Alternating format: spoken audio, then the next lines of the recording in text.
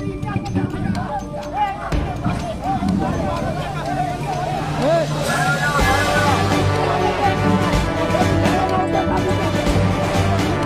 ठिकाणी बुद्धभूमी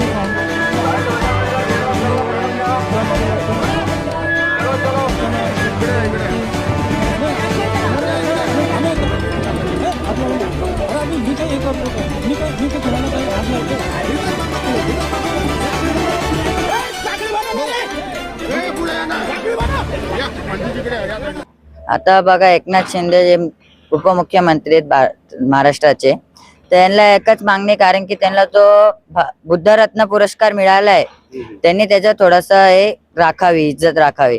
आणि त्यांनी हा बुद्धरत्न पुरस्कार त्यांना मिळालाय ना, त्यांना काहीच वाटत नाही की हा कोणता पुरस्कार आपल्याला मिळालाय.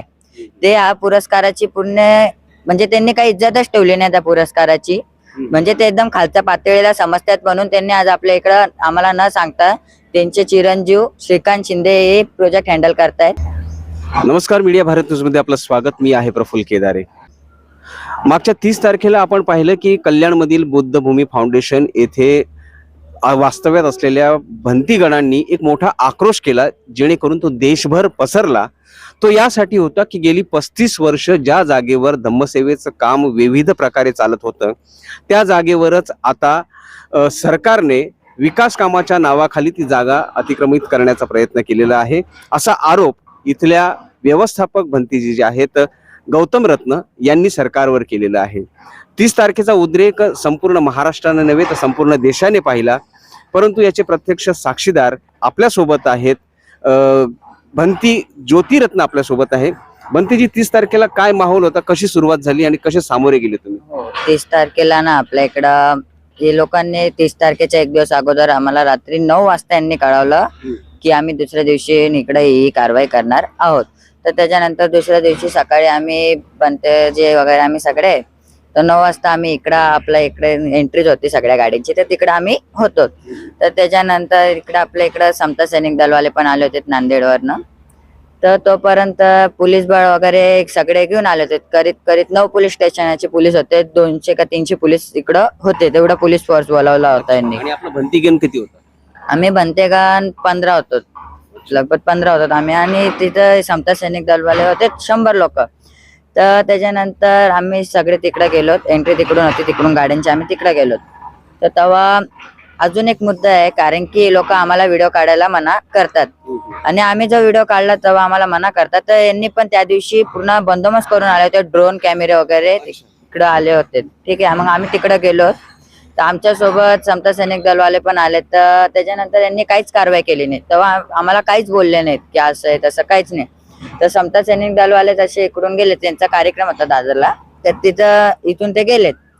तर त्याच्यानंतर अजून पोलीस वगैरे आलेत आणि आपले जे KDMC चे उपायुक्त आहेत बोरकर म्हणून, ते बोरकर आणि त्यांच्यासोबत अजून एक SCP आहे अशोक उन्माने म्हणून, हे दोघं आलेत.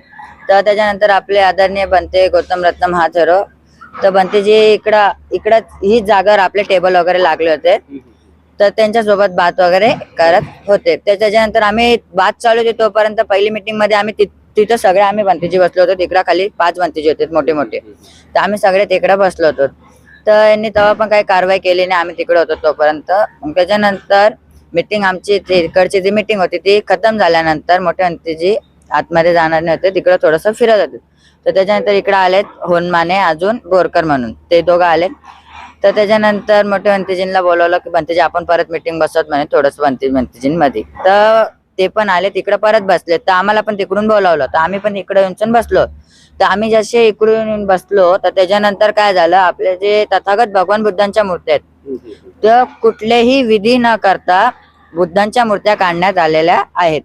आणि हा बुद्धांचा नियम आहे की भिक्षू असताना बौद्धचारीचं काहीच काम नाही.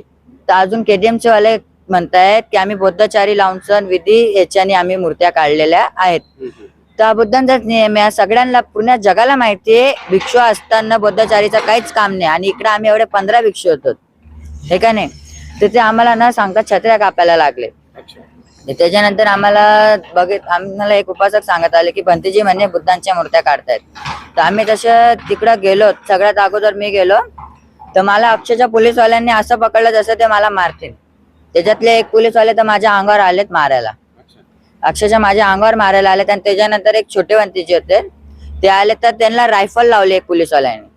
असं इकडं 30 तारखेला पोलीस बळ लावून आमच्या बुद्धांच्या मूर्त्या अशा काढण्यात आलेल्या आहेत. सरकारचा असा नियम आहे किंवा अधिकाऱ्यांचा असा नियम आहे की हे विकास काम गेले वर्षभर सुरू आहे, विकास कामामध्ये आपण अडथळा आणतोय का? आम्ही विकास काम मध्ये अडथळा आणला असता तर यांचे जे 11 कॉलम उभे झालेत, 11 का 8 कॉलम या अजूनपर्यंत उभे नाही झाले असते.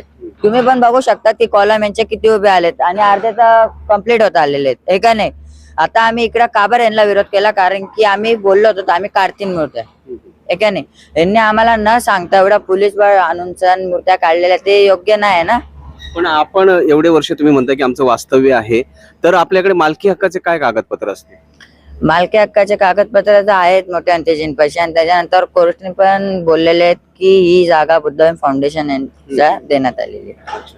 आणि तुम्हाला आता एक प्रश्न विचारायचा आहे की आपले उपमुख्यमंत्री एकनाथजी शिंदे आहेत, ज्यांना मागच्या महिन्यामध्ये आपण बुद्धरत्न असा पुरस्कार भंतेगणांनीच दिलाय, त्यांच्याकडनं काय मागणी आहे तुमच्या? आता बघा, एकनाथ शिंदे जे उपमुख्यमंत्री आहेत महाराष्ट्राचे, त्यांना एकच मागणी, कारण की त्यांना तो बुद्धरत्न पुरस्कार मिळालाय, त्यांनी त्याचं थोडस हे राखावी, इज्जत राखावी. आणि त्यांनी हा बुद्धरत्न पुरस्कार त्यांना मिळालाय ना, त्यांना काहीच वाटत नाही की हा कोणता पुरस्कार आपल्याला मिळालाय. ते हा पुरस्काराची पूर्ण म्हणजे त्यांनी काही इज्जतच ठेवली नाही त्या पुरस्काराची, म्हणजे ते एकदम खालच्या पातळीला समजतात. म्हणून त्यांनी आज आपल्या इकडं आम्हाला न सांगता त्यांचे चिरंजीव श्रीकांत शिंदे हे प्रोजेक्ट हँडल करतायत. अच्छा, म्हणजे हा पोलीस बळ असेल किंवा कल्याण डोंबिवलीचे अधिकारी असतील, ते कोणाच्या दबावाखाली काम करतात? श्रीकांत शिंदे. अच्छा. आणि ते श्रीकांत शिंदेचे कोणी रिलेटिव्ह त्यांना हा प्रोजेक्ट पास करून दिलाय त्यांनी, श्रीकांत शिंदेनी. आणि हा अक्षरशः म्हणजे बुद्धिझम मिटवण्याचा यांचा डाव असू शकतो माझ्या मताने. आता सरकारकडे काय मागणी आहे तुमची? सरकारकडे हीच मागणी की आमच्यावर जे जोर जबरदस्ती करून आमच्या बुद्धांच्या मूर्त्या काढण्यात आल्या, ते यांचा एवढा अतिक्रम आमच्यावर नाही चालेल. बनतीची परिस्थिती आता 3 दिवस झाले उलटलेत, आज सध्याची परिस्थिती काय? आता सध्याची परिस्थिती तर आम्ही अगोदर परवाच आम्ही इकडे गेलतो, महात्मा फुले पोलीस चौकी, तिकडचे मेन सिनियर चार्ज आहेत परदेशी साहेब, तर त्यांच्या इकडे आम्ही आमचा गुन्हा नोंद करायला गेलो. तर त्यांनी आमचा गुन्हाही नोंद करून नाही घेतला. यांची एवढी आमच्यावर दादागिरी चालू आहे. म्हणजे आता माझं मत असं आहे की श्रीकांत शिंदेनेच बोलला असेल की दलित समाजाचा तुम्ही गुन्हा नोंद करून घेऊ नका. तर आम्ही त्यांना बोलत होतो की आमचा गुन्हा नोंद करून घ्या. तर परदेशी साहेब म्हणतात की मी माझ्या सिनियरला विचारतो. तर आम्हाला अगोदर म्हणले की DCP ला बोलवतोय, DCP आलेत नाही. तर त्याच्यानंतर मग आम्हाला म्हणलेत की आहेत ACP अशोक होनमाने, तर त्यांना बोलवतो, ते आले. तर अशोक होनमानेंना आम्ही बोललो की आमचा गुन्हा तुम्ही दाखल करून घ्या, कारण की आमच्यावर ते कारवाई झाली ती खूप वाईट झाली. कारण की आम्हाला न सांगता आम्हाला एक जागे असं गुंतवून तुम्ही मूर्त्या काढण्यात आल्यात, आमचा गुन्हा तुम्ही नोंद करून घ्या. तर होनमाने पण म्हणाले की आम्ही तसं तर नाही करू शकतात म्हणताय. त्यांनी पण आमचा गुन्हा नोंद करून नाही घेतला. तर आम्ही तिकडं महात्मा फुले पोलीस चौकीच्या खालती आम्ही 5 तास, आम्ही 12 भिक्षू 5 तास एवढा उन्हात, शिंदे आणि पोलिसांच्या विरोधात घोषणा देत होते 5 तास. हा, तर आम्ही त्यांच्या विरोधात घोषणा देत होतो आणि 5 तास आम्ही एवढा उन्हात बसलो होतो आणि रस्त्याच्या किनाऱ्याला, तरी यांनी आमचा गुन्हा नोंद करून घेत नव्हते.